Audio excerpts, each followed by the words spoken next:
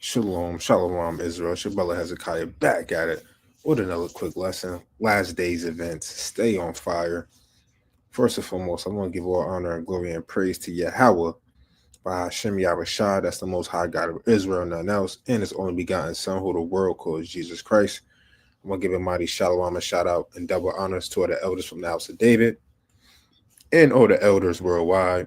I'm going to give another mighty shalom and shout out to the brothers pushing his truth, preaching his gospel throughout the whole four corners of the earth, magnifying the Lord to their best of their ability. And I'm going to give a mighty shout out and shout out to the women and children that's praying, fasting, giving alms, keeping the commandments and the faith of the Black Messiah, Yahweh Shah Mashiach. Right? Let's just jump straight into it.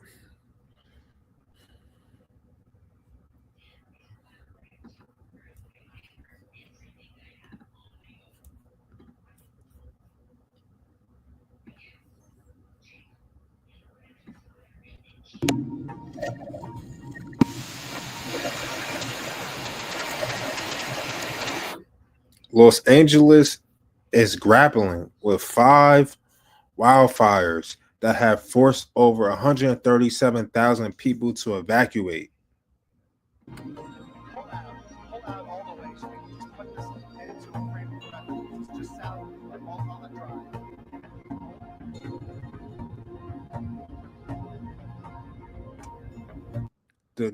A new fire erupted in the Hollywood Hills on Wednesday night.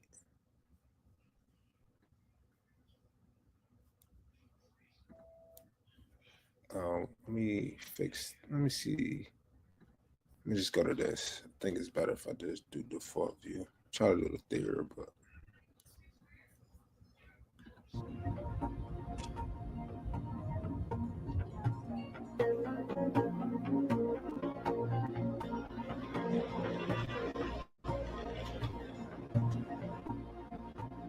I just walked up here because I saw that we were under evacuation warning, so I wanted to see how bad it was. I know that sounds stupid, but yeah, I just wanted to see how bad it was and see if we needed to get out.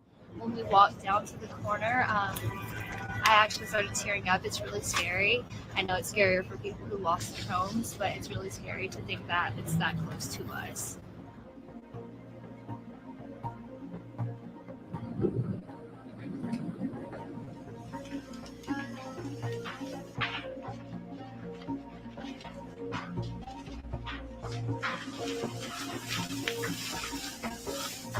There's a fire right outside our car. We got it. No, not that way, Dad. Okay. Dad. Okay, grab this pole.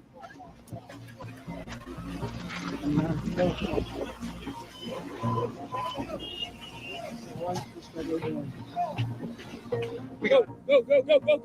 Benji, this way. Yeah. Come on. Turned around and there was a plume of smoke just like rolling over the mountain, like right behind us. It was probably only about 50 feet away from us, and we quickly like got our stuff, ran down from the rock. It was terrifying to like feel like you're running for your life in a situation like that.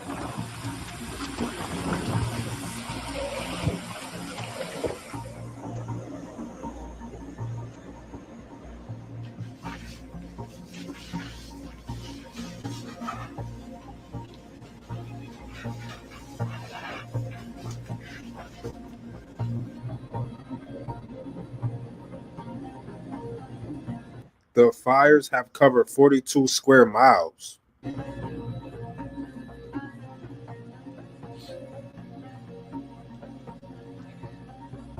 Stretching from the Pacific coast to Pasadena.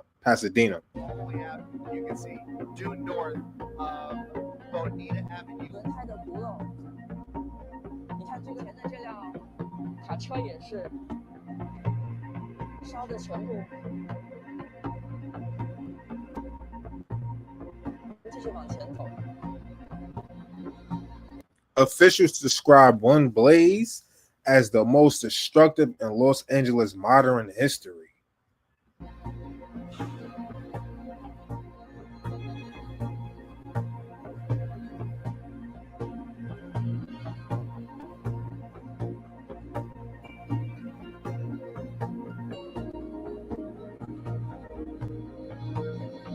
27,000 acres were burned since Tuesday.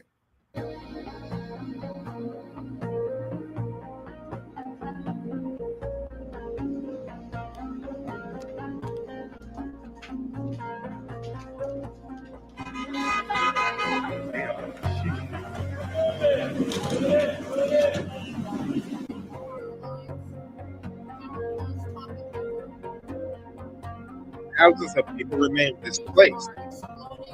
Gas lines are on fire.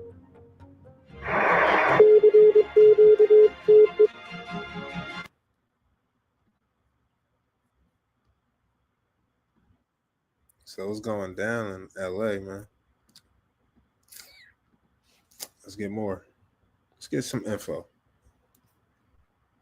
All right. All right. So this Joe Rogan show, he said fire could burn through LA to the ocean if we can't stop it. I talked to a fireman once. This is one of the reasons that freaked me out. And he was telling me, quote unquote, dude, one day it's just going to be the right wind. And fire is going to start in the right place and it's going to burn through LA all the way to the ocean. And there's not an effing thing we could do about it. That's the Most High using his natural disasters, his natural causes that he created for this destruction. All you gotta do is send out a commandment and boom, it's over. Listen to this Edomite. See what he got to say. I talked to a fireman once. This is one of the reasons it freaked me out. And he was telling me, he goes, dude, one day, he goes, it's just going to be the right wind and fire's going to start in the right place and it's going to burn through LA all the way to the ocean. And there's not a fucking thing we can do about it. I go, really? He goes, yeah, we just get lucky. He goes, we get lucky with the wind. He goes, but if the wind hits the wrong way, it's just going to burn straight through LA and there's not going to be a thing we can do about it. Because these fires are so big, dude. When they're talking about like thousands of acres that are burning simultaneously with like 40-mile-an-hour winds. And the wind's just blowing embers through the air, and those embers are landing on roofs, and those houses are going up, and they're landing on bushes, and those bushes are going up, and everything's dry. And once it happens in a way where it's so spread out that there's nothing they can do. There's nothing they can do. You just have to evacuate, right? Nothing they can do. I talked to a fireman once. This is one of the reasons it freaked me out. And he was telling me, he goes, dude, Let's get more. LA fires update. 2 major blazes still uncontained. Damn. Latest fire status. This from the source CNN. Palisades. Palisades. 15 acres. Almost 16 acres destroyed. 0 contained. Eaton. Almost 11,000 acres destroyed, 0 contained. Hearst, almost 900 acres, 10 contained. Lydia, 348 acres, 40% contained. New Sunset Fire, 60 acres, 0 contained. Choppers resume water drops as winds ease. Over 7,500 firefighters deployed, including 395 incarcerated crews. So when it says 0 contained, that means the whole city was destroyed.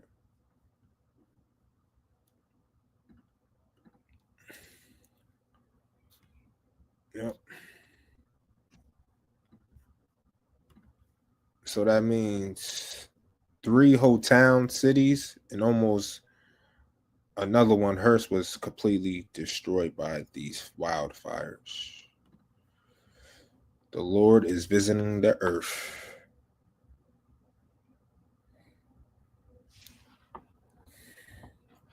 All right. Horrific drone footage reveals LA wildfire devastation. Unbelievable aerial footage shows the charred Pacific Palisades and Altadena landscapes as LA wildfires rage unchecked. With 0% containment, the fires have claimed 5 lives and forced 30,000 residents to flee their homes. Source: New York Post.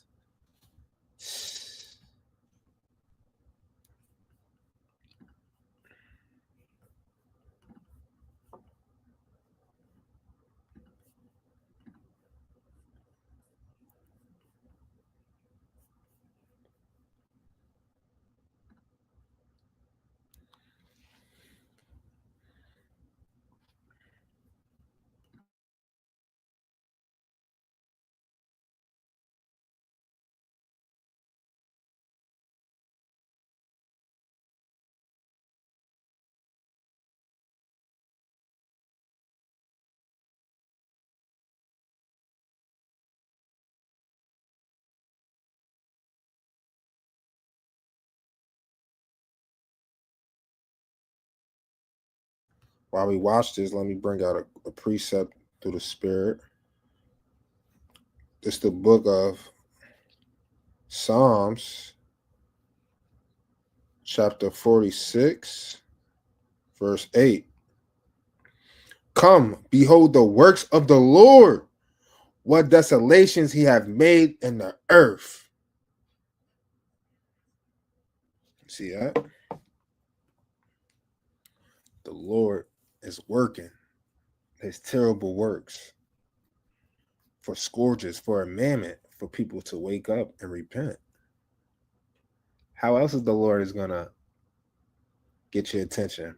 By these mighty signs and wonders and acts.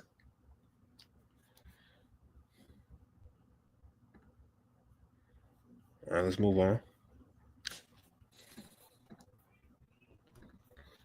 LA fires could cost over $50 billion in damages. Most expensive in California history. 5 wildfires ravaging Los Angeles, including Pacific Palisades and Malibu, may cost 52 to 57 billion per AccuWeather estimates. With high winds fueling the flames, this disaster threatens to surpass all previous California wildfires and economic loss. Yeah, it's gonna cost 52 billion to just ravage, to repair the destruction. All right, now let's get to some what Alex Jones said. Yeah, he's known for being a conspiracy theorist, but most of the times he's right. You know what I'm saying? They call us conspiracy theorists.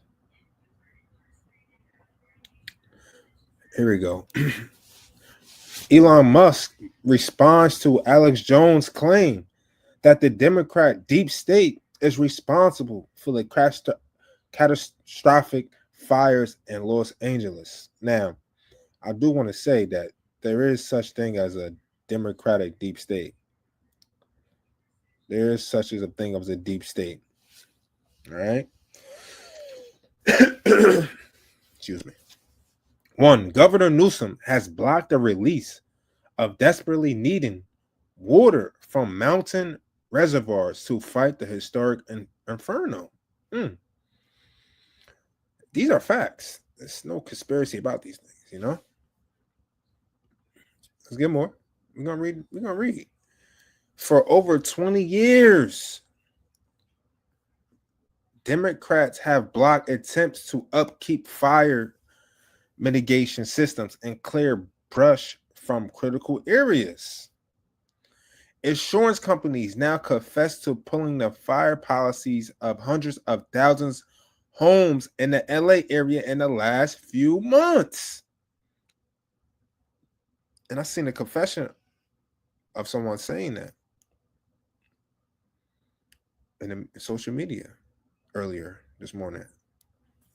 I wanted to bring it up, but I don't think I could find it. I should have kept it. Maybe I got it. Maybe I might show it later. 4. The Biden administration enacted a no-fly zone over LA, blocking state and local firefighting aircraft from battling the blaze.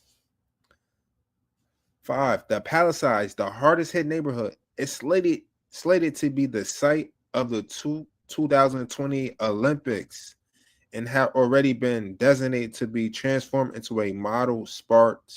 Wow. I'm going to read this again. I want y'all to meditate on this. The Palisades, the hardest hit neighborhood, is slated to be the site of the 2020 Olympics and have already been designated to be transformed into a model smart city. Now meditate on that. I'm going to have to break that down. 6. The new DEI fire chief told the national press last year that her main job was enforcing diversity quotas, not fighting fires or providing disaster assistance. She also supported a $17.5 million cut in the fire department budget. Mm. 7. Mayor Bass out of the country on an African junket. I don't know why this mayor is in Africa. Refused to give her sympathy to those displaced by the epic firestorm and ran from the press upon her return. 8. Finally, over the last 2 years, the LA City Council has diverted a large portion of the firefighting budget and surplus geared to Ukraine. The globalists are passive, aggressive cowards and are assaulting us through administrative terrorism. Donald Trump and Elon Musk represent the potential of not just an American golden age, but a new renaissance for the entire planet. The left is the Democrats. The Democrats. The leftist plan for the Great Reset represents the end of human civilization as we know it, and we must be opposed. All right? It's major. This is major right here. This is crazy, man. So here's the causes and effects of this wildfire and the reasons behind it and how it happened, why it happened, allegedly, but some facts into that, I'm gonna get a preset real quick before we move on to the next topic. It's the book of, we're gonna get the book of Isaiah, chapter 29, verse 6.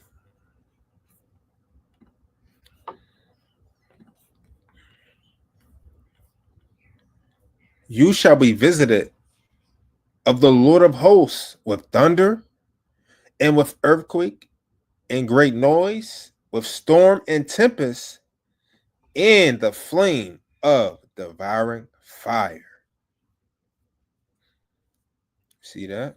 Well, praises to the Most High. I hope the brothers and sisters that's out there, that's keeping the commandments, or the ones that elect, or the ones that's soon to know about the truth, or soon to come into the truth, or knows anybody of the truth, and that want to follow Yahushai and the Most High God faithfully and with sincerity. I hope these families, these the children and everything is going well. Hope you're okay through the Spirit. I pray that everything is going good with y'all. The ones that's in LA and dealing with these wildfires, man. All right, let's get to it. We're gonna deal with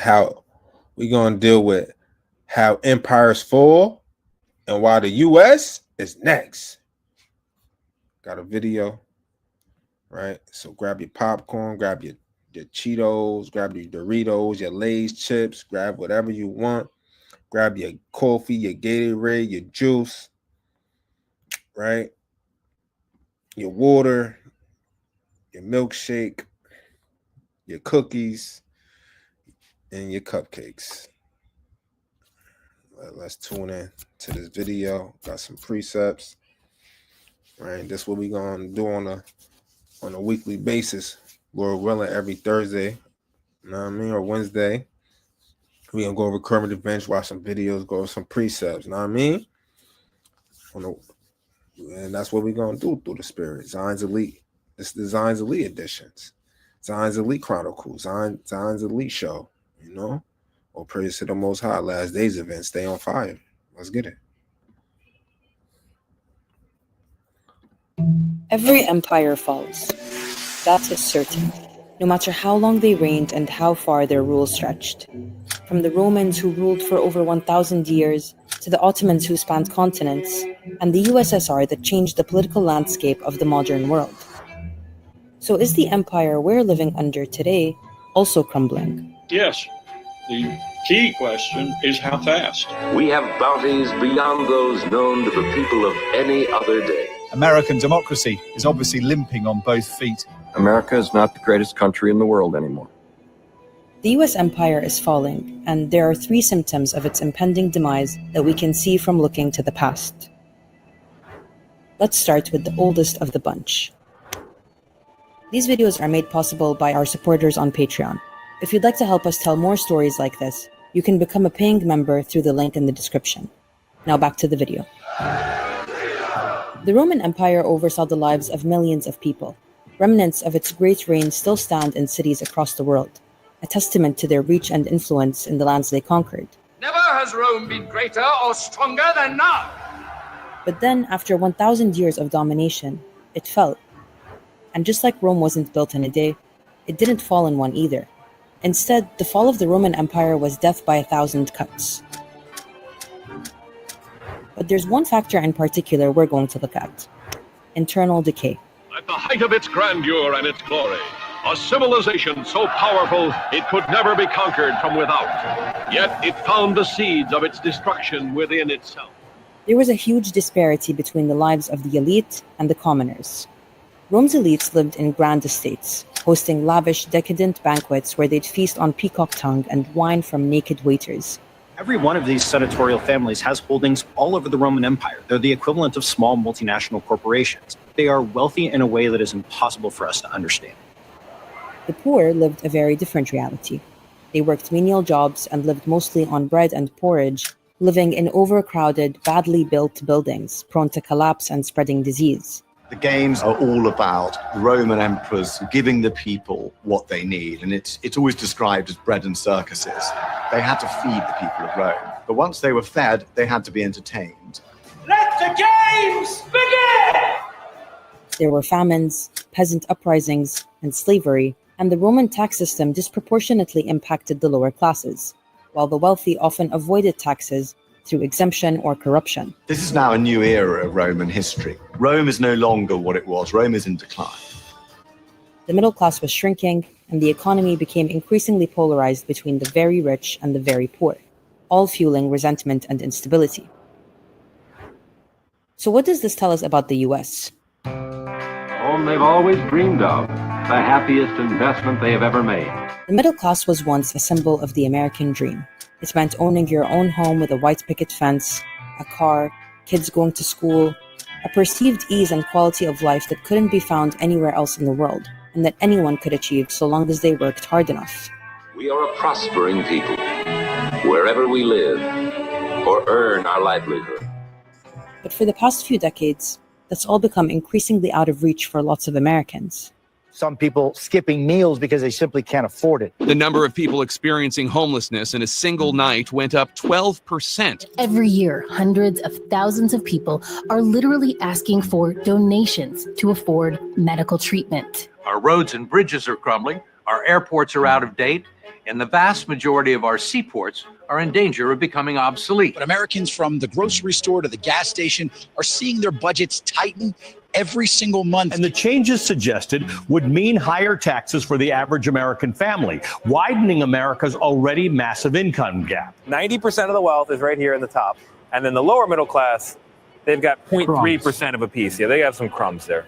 And the poorest, they have no pie. In fact, they have less than no pie. They actually have a bill for pie. They're in pie debt. They're struggling to meet rent or mortgage payments, repay college loans, to repay loans for a car.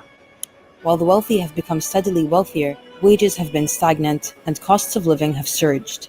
And it's not like these changes are mutually exclusive. It's off the backs of workers, off the exploitation of the American masses, that the wealthy continue. Oh, Slocky, she just showed a chart how the wealthier is actually getting more wealthier, and while the middle class and the low class is getting more poor, more broker. I try to warn y'all in the previous lessons. The series I had, the eight steps, right? They trying to get rid of the middle class. Let's continue. To engorge themselves. Elon Musk has officially become the richest person in the world. His net worth has crossed the $400 billion mark. Companies buying out the housing market, insurance companies making healthcare unaffordable, politicians taking money from lobbies to protect corporate interests and fill their own pockets, and the working class is well aware. Hoarding wealth is so harmful, so unethical, so rage-inducing. Billionaires should not exist. So you talk about teacher's salary, $2,000 in rent, $400 car payment, you got insurance, you got groceries, electricity. Like, I don't understand how people are affording life right now. For 5 stitches, $3,800. What? Like, it's so freaking hard to live here. North America is one big scam. North America is one big scam. I've been saying America is a corporation. It's a business. It's not a country. It's not a land to dwell in and just live peaceably. It's not heaven in America. It's nothing but hell, jail, a corporation that sucks and deprives you and just takes all your hard work and money. And then there's the internal social and political decay. People have become disenchanted with the illusion of American democracy, of its promises of equality, of equal opportunity for all, as long as you pick yourself up by your bootstraps. You can see a sea of people all united under one cause. They are protesting for racial equality. The murder of a healthcare executive has led to online popularity for the shooter. Mangione has emerged in some circles as a sympathetic figure fighting the system. All this leads to political instability, economic trouble, and social unrest, which weakens the empire at its core. But an empire is bigger than its center. It's a network of vassal states served. All right, so with that, like the video just said, political instability, economic trouble, social unrest happens by the exploitation of the rich, the elite bankers, the politicians, the companies, and the investment firms. Right? America is a corporation, man. Let's get some precepts before we move on. This is the book of James, chapter 5. We're going to read verse 1 through 6 in the ESV.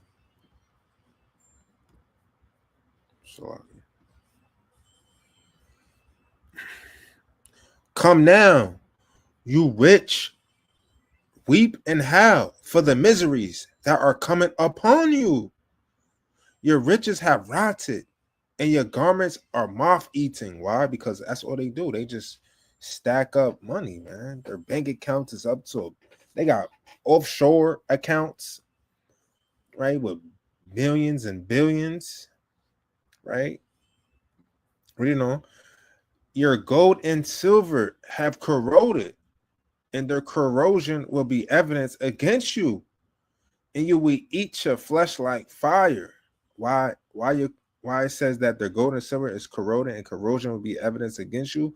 Because they stack up so much money, they gain so much money, they hoard so much money, because they gain this by corruption and by unjust dealings, by unfair payment, unfair rates, unfair payments.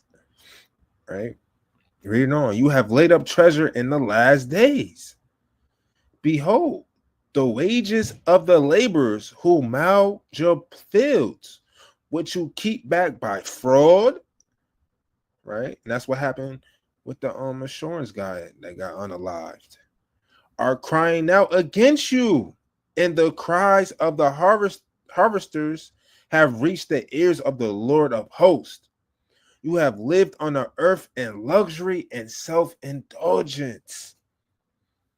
And that's what these top money getters in America do. They live in luxury and self-indulgence. Right? Buying Tesla trucks, buying spaceships and yachts, having robots now. You could buy a robot now. Not giving to the poor, not building more shelters or affordable housing. You know what I'm saying? Not enough food drives, not enough clothes giveaway. It's not enough programs for the poor, for the homeless, for those that's without. Read it on. You have fattened your hearts in the day of slaughter. You have condemned and murdered the righteous person. He does not resist you. You see that? They have condemned and murdered the righteous person. Not by physically, but emotionally, economically, psychologically, you know? And then they go out and do crimes of theft, scamming, robbery, and fraud and scamming just to make it. And that's how you murder them. You know what I'm saying? This is all because of the rich want to get richer. And they don't care about the poor at all. This is the book of Proverbs, chapter 22, verse 16. He who oppresses or exploits the poor to get more for himself, or who gives to the rich to gain influence and favor, will only come to poverty. Yeah, that poverty is when America, Mystery Babylon, is destroyed. And no more businesses, no more traffic, no more corporations, right? No more selling and buying, no more inventions, no more of that. The end of the corporation, right? Let's get more. This is the book of Micah, chapter 6, verse 12 in the NLT. The rich among you have become wealthy through extortion and violence. Your citizens are so used to lying that their tongues can no longer tell the truth. The point is how the rich gain their wealth by America, the 1%, the elite bankers, right? The top businessmen, the innovators, such as Elon Musk and people like himself. They get their money by extortion and violence. They extort the people by high rates. They extort the people by high interest rates. They extort the people by inflation, right? Just overpaying on things. And they get rich by violence because they on stolen land doing all these acts of traffic, doing these acts of buying and selling. They profiting over stolen land. And most of their money they get, it started off from generational wealth. And where did this generational wealth come from? The capital of free labor. The capital of slaves. Israelite slaves. This is the book of Habakkuk, chapter 2, verse 6 in the NLT. But soon their captors will taunt them. They will mock them, saying, what sorrow awaits you thieves? You see that? These smaller nations, especially in the Western world, Eastern Hemisphere, Eastern world, they know America as thieves. Now you will get what you deserve. You've become rich by extortion, giving out loans, right? Paying a hefty interest rate on it. You can't pay back your loan. Now you gotta take out another loan and take out another loan to pay for the first loan. Now you're in debt your whole life. And now they come in to take over. It's all set up. It's all set up. Read it on. But how much longer can this go on? Not long, because Yahushua coming back. The plea with all flesh. To cut off the wicked. Let's get back to the video.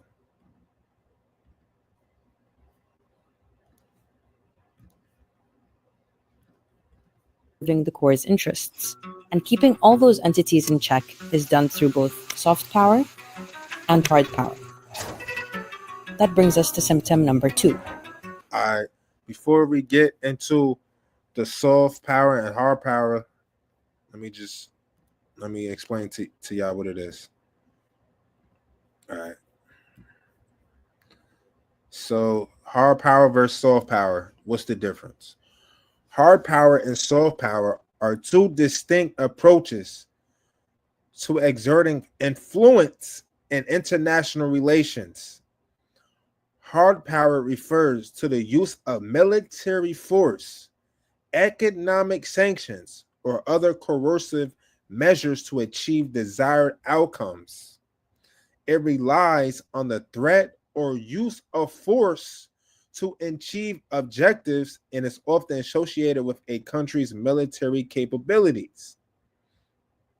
On the other hand, soft power is the ability to shape the preferences of others through attraction and persuasion rather than corrosion. It involves the use of culture, economic, and diplomatic tools to build relationships, promote values, and gain influence. While hard power focuses on tangible and forceful actions, soft power emphasizes intangible and persuasive elements to achieve desired outcomes. I'm going to explain it more when the segment is finished. To understand soft power and how it plays into imperial decline, let's look at the Ottomans. It was a huge empire, dominated by a Turkish dynasty that had its origins in Asia Minor. The Ottoman Empire was one of the most powerful and enduring empires in history, spanning 3 continents at its height. It was a hub of cultural and scientific innovation, producing advancements in medicine, astronomy, architecture, and engineering that changed the world. They ruled a considerable mix of peoples and faiths. There was no great history of ethnic tension, even though there was a history of massively complicated ethnic and confessional coexistence. It lasted almost 600 years, until it didn't. One factor that contributed to its demise was its waning influence over the peoples and territories it had under its control, also known as the loss of soft power. Soft power is about being more persuasive than coercive, about getting people to comply without using force. In the case of the Ottomans, it was a delicate balance of diplomacy and cultural influence. But over time, the empire's ability to foster loyalty among diverse groups was eroding, aided by rising nationalism within these communities. The Greeks were the first to rebel against the Ottoman shackles. The minute you start getting a political world, this system is going to break down. And that is what happens in the 19th century, and that is the great conundrum for the empire. People stopped buying into the vision of the empire and began to break off and pursue their own interests. Now, the US has been really good at soft power.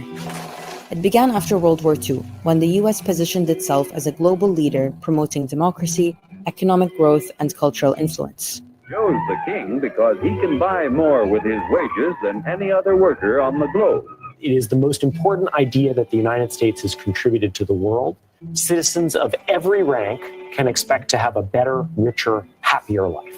It helped rebuild war-torn Europe, set up major global institutions where it continues to hold significant power, and has exported music, television, and pop culture across the world for decades.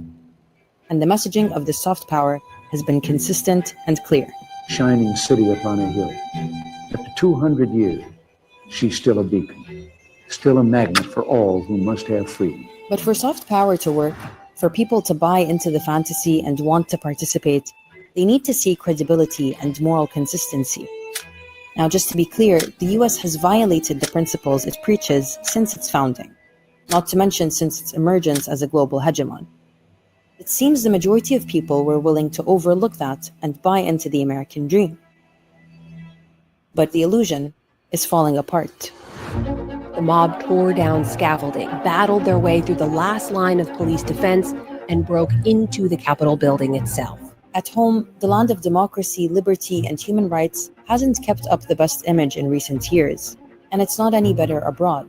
The US has spearheaded and overseen devastating wars, crippling debt, human rights violations, and environmental damage across the world, which has made it hard to take preaching of democracy and freedom seriously. America no longer charts a course and therefore has lost all rights to set it, and even more so to impose it on others.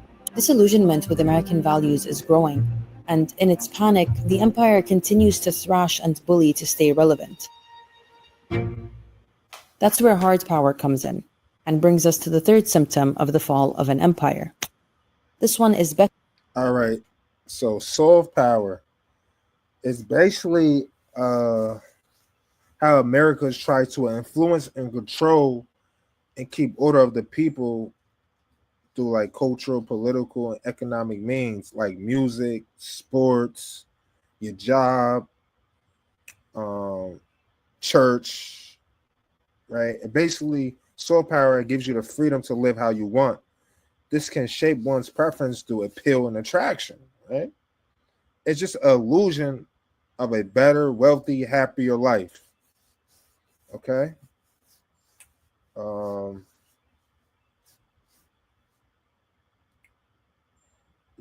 Let's get some precepts.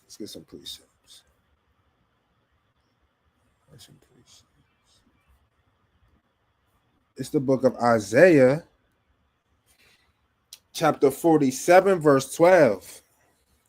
Stand now with thy enchantments. Right? Oh, Salakia. Stand now with thy enchantments. Now, this chapter 47 is going into Mystery Babylon America. All right. So, America enchantments, right, is basically how they control the global trade system, right? The economic system, the IMF, the World Bank, right? You got the United Nations, right? It was all built off witchcraft. You understand? And with the multitude of thy sorceries, wherein that has labored from thy youth, since 1776, right? It was actually, America was set up and blessed by the Freemasons. You heard? Like George Washington, right? They actually spiritually made a deal with the devil. 9 out of 56 that signed the Declaration of Independence were members of the Freemasons. 9 of them out of the 56 people that signed the Declaration of Independence were Freemasons. Okay, you got the Masonic, you got demonic symbols in DC and on your dollar bill. Read it on. If so, thou shalt be able to profit. If so, be thou mayest prevail. All right, let's get another precept. This is the book of Nahum, chapter 3, verse 4.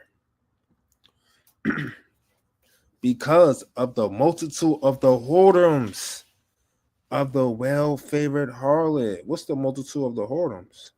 That's the bread and circuses. That's the sports. You get unlimited sports. You get all types of sports to entertain you, to distract you from what's really going on in the world. You know, you got jobs. You might work 2-3 jobs just to have money, in your bank to feel special, feel like you're on top of the world, feeling good, right? What's also the multitude of the whoredoms? You have a right to be whatever you want, to feel however you want. You got the LGBTQ plus community. You understand?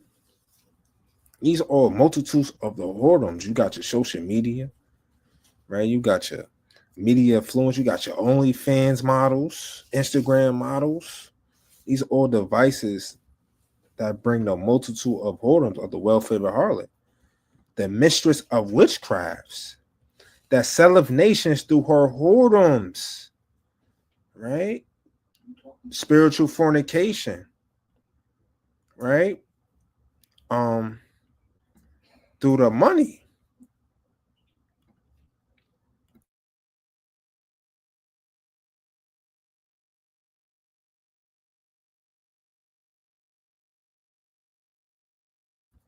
Salakia.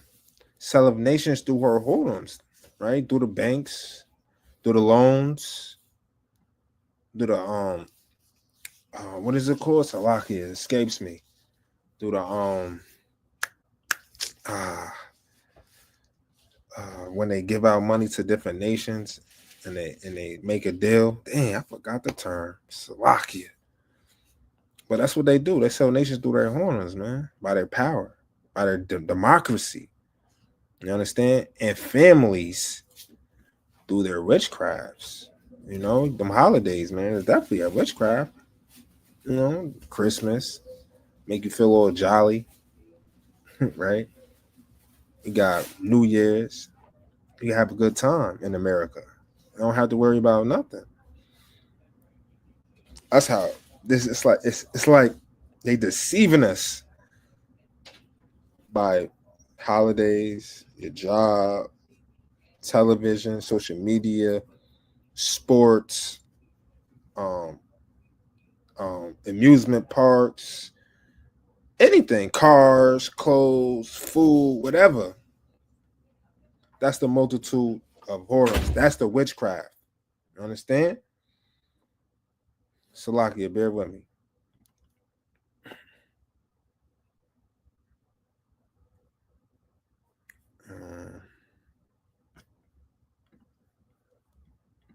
Bear with me. I'm checking out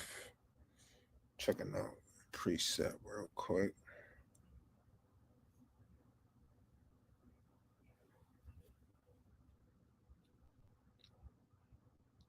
All right. Yep. That's the book of 2nd Esdras, chapter 15. I'm sorry, at verse 16. This is the GNT. Okay. I'm sorry, at verse 16. There will be great political turmoil, right? With one group trying to overpower another and gain control while ignoring the legitimate government.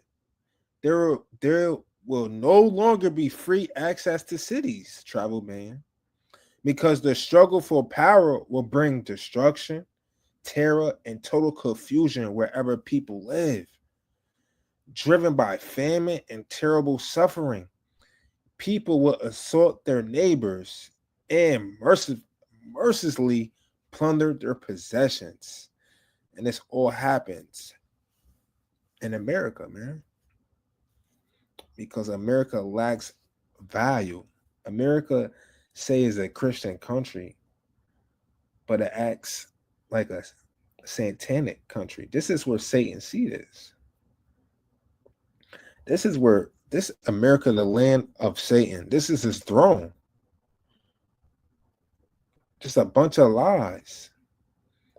You know, there's no American dream here, man. It's just a nightmare, man. You got different cultures here, different religions, different ideologies, different thoughts, a way of life, which clash against each other. And then you got these greedy monsters that's running this country, and they don't give a damn about nothing but money, power, and their lust.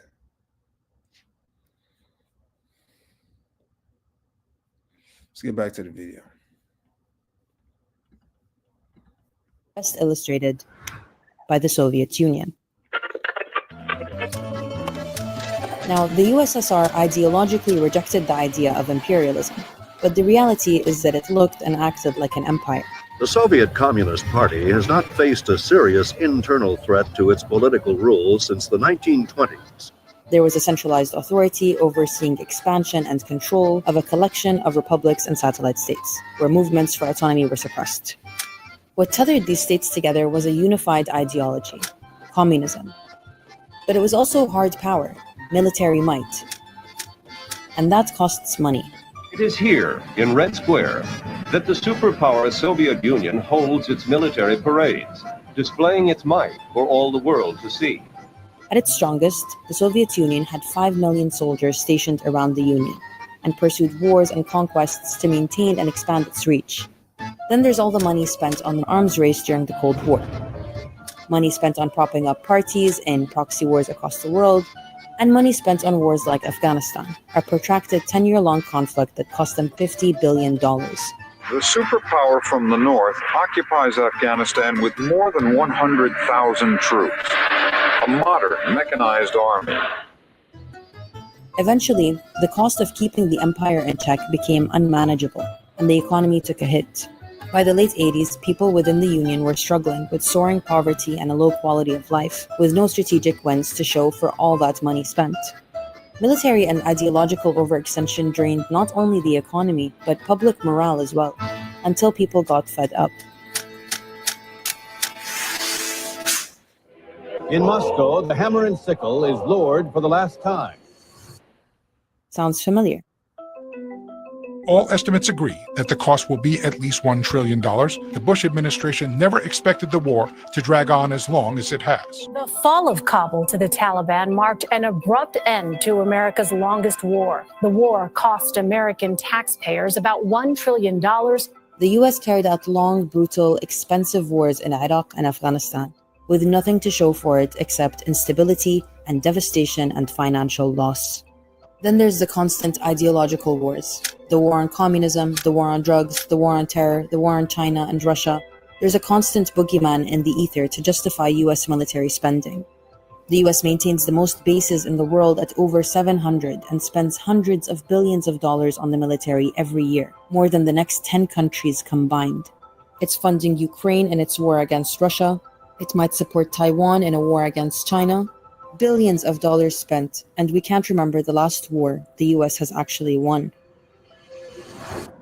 But last year, an undeniable awakening happened. This has been a senseless and a deliberate slaughter, a genocide, and it is happening on our dime. For over a year, Americans and the rest of the world have watched US politicians from both sides of the aisle cheer on and fund the genocide of Palestinians in Gaza to the tune of billions of dollars.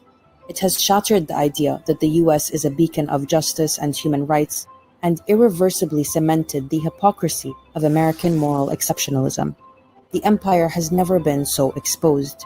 And it's shown Americans, who back in the imperial core continue to struggle to live decent, dignified lives, where all their tax money is going, and where it's definitely not. The US has been an empire since its very conception.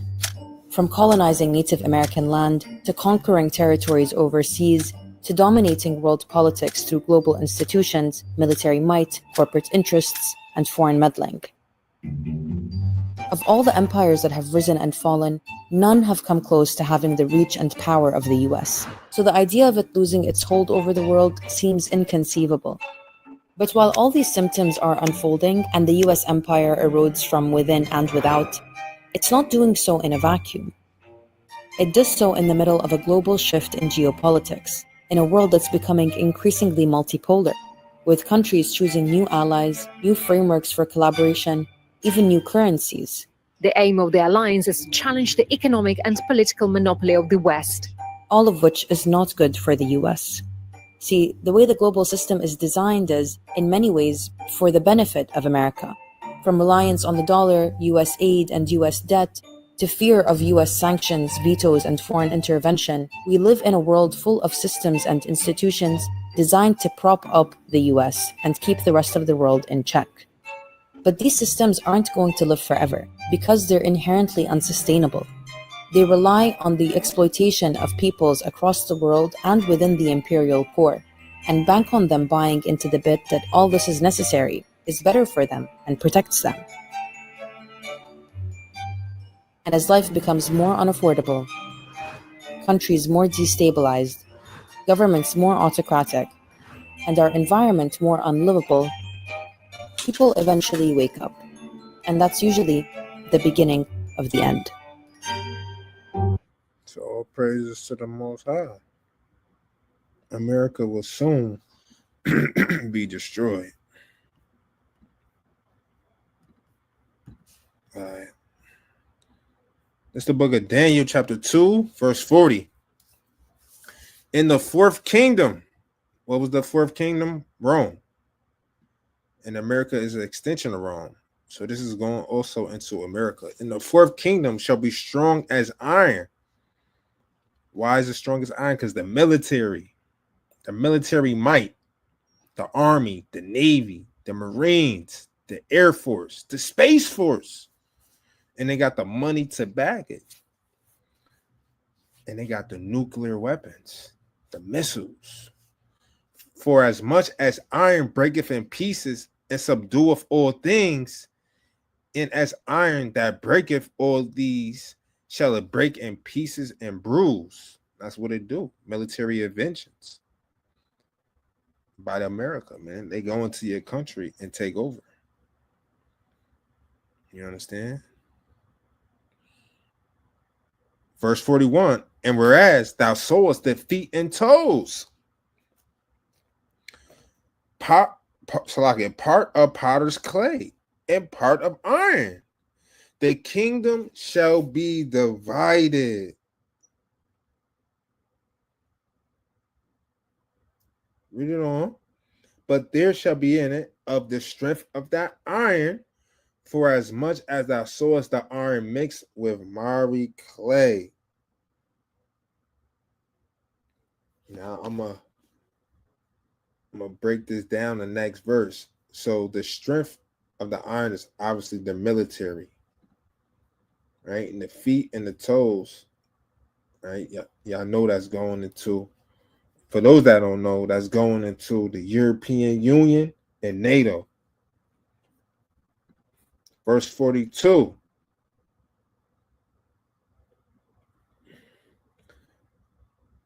And as the toes of the feet were part iron and part clay. Now the clay, that's going to different governments. You got your Republicans, you got your Democrats, right? You got your Green Party, you got your Independent Party, right? You got Salaka, you got different laws being passed, people with different morals and values, different customs, culture, languages, right? You got wealth disparities. That's the part of clay. Read it on. So the kingdom shall be partly strong and partly broken. You understand? Because it's just, there's no unity in America. You understand? You got your people that is okay with the LGBTQ plus community, and then you got people that ain't with it. You got your Muslims over there, you got your Christians over there, you got your Free Palestine people over here, and then you got your Zionist people over there, right? Then you got your racist Edomites, you Caucasians, and then you got your pro-black people. You got your rich, you got your poor, you got the Mexicans fighting against the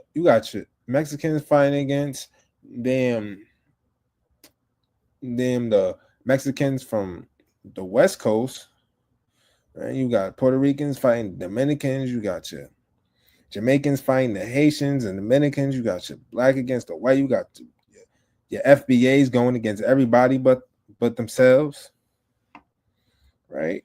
That's the clay, man. Division, diversity.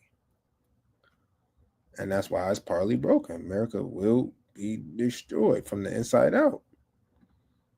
That's the result of soft power. Verse 43. And whereas thou sowest iron mixed with clay. Right? So you got your patriotic Americans. I'm proud to be an American. You got those people, right? With the Mari Clay. Them foreigners and immigrants. You got your you got Ukrainians in here, Afghanistans, Palestinians here, Asians. You got all types of people here, Hawaiians. You understand? With all types of religions and backgrounds and cultures. You know? They shall mingle themselves with the seed of men, but they should not cleave one to another, even as iron is not mixed with clay. You understand? It's just no unity in America. And that's why it will be corruption and uprisings and unrest and protests and civil war. Right? I'm gonna show y'all something. Because hard power is dealing with the military. But I'm gonna show you the negative effects of overspending on the military expenses. This is going to be part of the destruction too. Part of the uprisings and the unrest.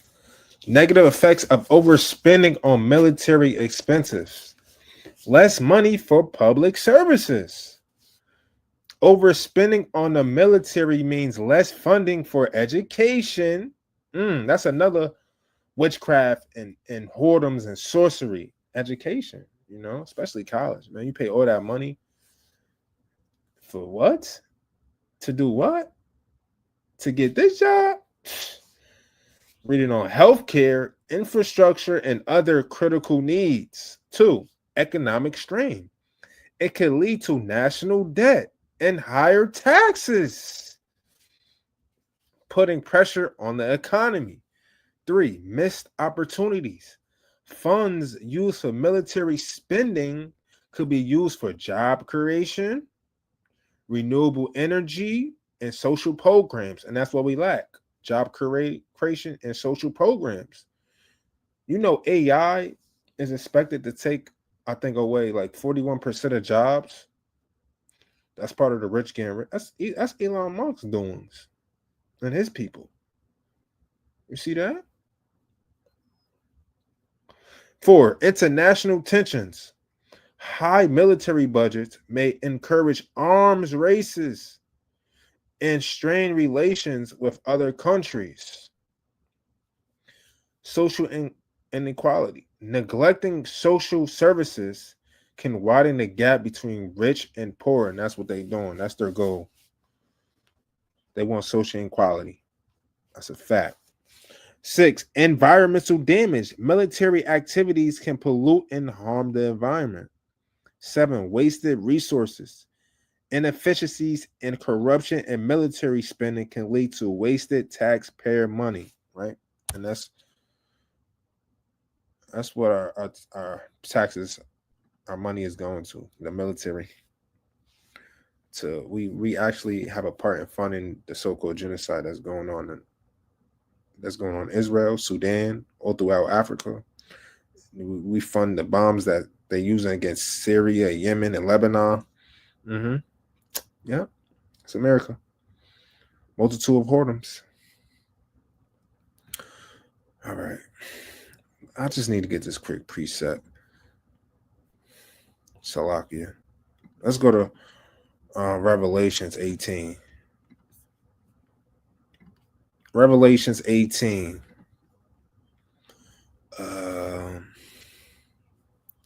Yep. We're not going to read this whole thing, but read this on your own time. Revelations 18. I'm going to start from the top. And after these things, I saw another angel come down from heaven, having great power, and the earth was lightened with his glory. And he cried mightily with a strong voice, saying, Babylon the Great is fallen. It's fallen. Right? America is fallen. It's fallen. Read it on. And it's become the habitation of devils, and of hold of every foul spirit, and a cage of every unclean and hateful bird. Right? And that's what America's full of. None but wickedness, madness, perverseness, and freakism. Verse 3, for all nations have drunk of the wine of the wrath of her fornication. That's going back to the multitude of the whoredoms. You understand? And the kings of the earth have committed fornication with her. They are in bed with her. They have relations. They have business with America, the kings of the earth. And the merchants, the businesses, the corporations of the earth are waxed rich through the abundance of her delicacies. Who is this talking about? It has to be talking about America. And it is fallen. Let me get to the point. Verse right here, verse 8. Therefore shall her plagues come in one day, death and mourning and famine, and she shall be utterly burnt with fire. That's the nuclear weapons that Russia got, North Korea, Iran, EU, NATO, reserved. This place is reserved for fire. That's thus save the Lord, thus save the Holy Bible. Read it on. For strong is the Lord Yahweh who judgeth her. The Lord is going to judge America for all the atrocities, the unjust, the wickedness, the unfair, the unaliving, the raping, the robbing, the deceiving that it has done, especially to us. You know, just think about how America was established through the attempted genocide of our First Nation, of our brothers from the Native American tribes. Then you had slavery. You had the Spanish Inquisition. Same people, same people, right? You had all types of chemical warfare done to us. I could keep going on and on, man. Let's read. We're going to read verse 8. And the kings of the earth who have committed fornication and lived deliciously with her shall bewail her and lament for her when they shall see the smoke of her burning. Verse 10, standing off from the fear of her torment, saying, alas, alas, that great city Babylon, that great country America, that mighty city, for in 1 hour thy judgment come. Fire and brimstone, desolate, right? A desolation, nothing but ashes. You understand? And that leads me to the lesson. Stay on fire. All right, we gotta stay on fire in these last days. Satan is searching and hunting to sift us out of the truth. Your biggest enemy is yourself. The biggest devil on earth is yourself when you look in that mirror. Because you really want to be slothful. You really don't want to read. You really don't want to study. You really want to roll up a blunt. You really want to pour up a bottle of Henny on ice. You really want to take a shot of some Casamigos. You really want to call up Keisha and Juanita and Lisa, right? You really want to go to the strip club. You really want to go on a girls trip, right? And twerk, right? And hit the club and get free drinks by Ray Ray and Jay Sean. Right? You really want to be an OnlyFans model. You really want to play basketball all day and play 2K and GTA 6 all day and not have a job and scam and sell drugs. But you was called. It was called to be a prophet, young man. You was called to be the servant of the Most High and preach salvation to the Israelites, to gather the elect. And you women, you was called to be put back into your state of being a princess, to shine your light, to be an example to the other women, to be an example to the prostitutes, to be an example to the strippers, to be an example to the ones that's lacking understanding and knowledge. This is the book of Leviticus, chapter 6, verse 13.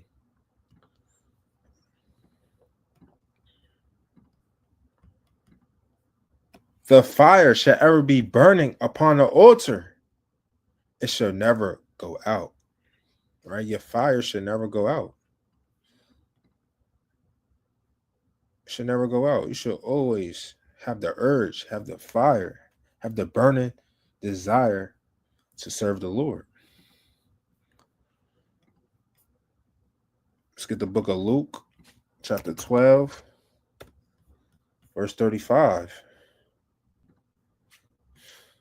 This is what Yahweh Shai said. Let your loins be girded about and your lights burning. You understand what he's saying? Let your loins be girded. Get ready for the spiritual battle. Get ready for the spiritual war. Prepare yourself. Examine yourself. Get your mind right. And let your lights burn, man. Stay dedicated. Right? Be courageous. Be brave. Right? Do what you got to do to obtain eternal life.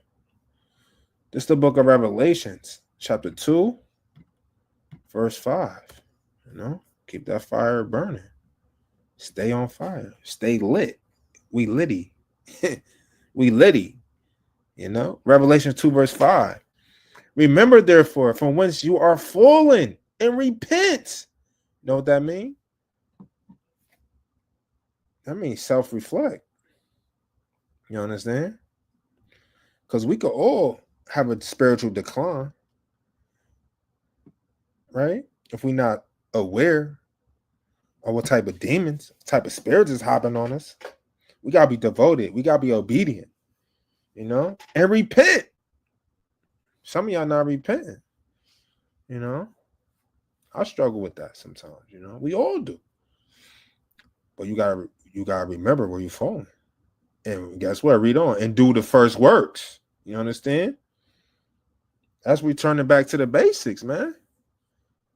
Back to the basics. I always tell my brothers that, man, we going back to the basics. That's basically learning how to love God all over again, being born again. You know, the worship, prayer, doing the works, going to camp, doing classes, studying the milk, the precepts, the law, getting into that Torah, man. Get into that Torah, man. Stop reading Galatians and First Timothy and damn Judith and Ruth. Right? Get into that Torah, man.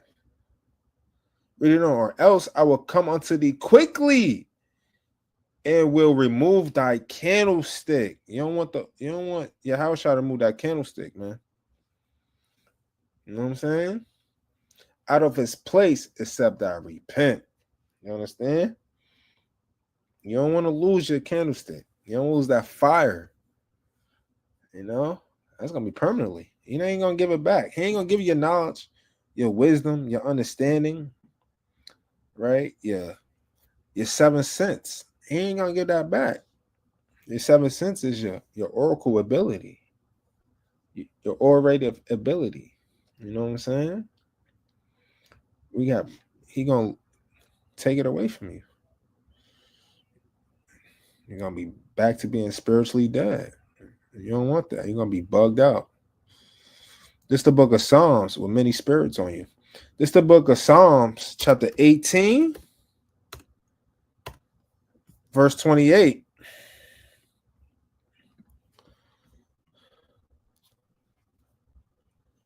For you will light my candle. The Lord my God will lighten my darkness. You see that? When you depressed, when you stressed, when you overwhelmed, when you're going through, you better pray to the Most High.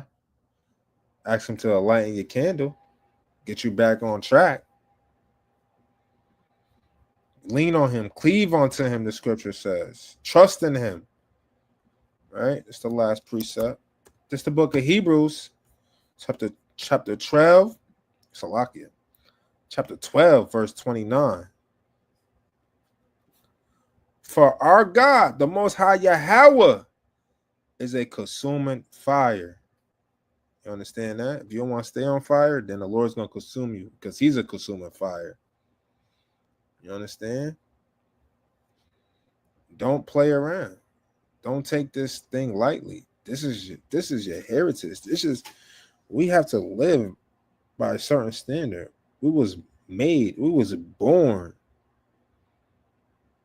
to have our fires always lit. We was born to live a wise, righteous life. We was born to carry the name Israel because we are literally the sons and daughters of the living God. We have to walk like him. We have to be perfect just like him. We have a covenant, man. We have a covenant with the Most High, man. And with that, we want to give all honor and glory and praise to Yahweh Ba'ashem Yahushua, Yahweh Ba'ashem Yahushua Barakatham family. You got any questions, concerns, comments? You want to schedule anything? Instagram, email will be on your heart. Cash App at on. Right? Continue to pray, fast, study, stay on fire. You understand? And with that, I want to say, Kam Yasharala. Shalom.